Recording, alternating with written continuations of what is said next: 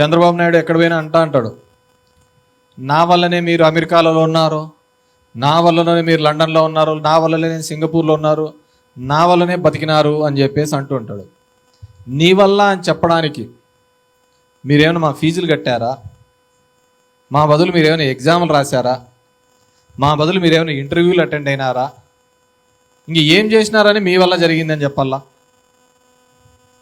దాంట్లో కూడా చాలా మంది కూడా చంద్రబాబుతోనే పోయినాము అని పెద్ద పెద్ద మేధావులు మాట్లాడుతూ ఉంటారు. లాస్ట్కు సత్యానారాయణలో కూడా నా వల్లనే పోయినాడు అంటాడు ఇతను. అతను అమెరికా పోయినప్పుడు ఇతను ముఖ్యమంత్రి కాలే, పాడు కాలే. ఎవడు బాగుపడితే వాడంతా నా వల్లే. సొంత వాళ్ళ ఎంపీ ఉన్నాడు, పుత్త సుధాకర్ యాదవ్, మహేష్ యాదవ్, అతను డ్రగ్స్లో దొరికితే అతను నాకు సంబంధం లేదంటాడు. బాగుపడినోడు అంతా నా ఖాతాలోకి రాసుకోవడం, ఎత్తిపోయినోడు అంతా నాకు సంబంధం లేదన్నాడు. దాంట్లో ఎవడైనా పర్వాలేదు, దాంట్లో ఇబ్బంది ఏం లేదు.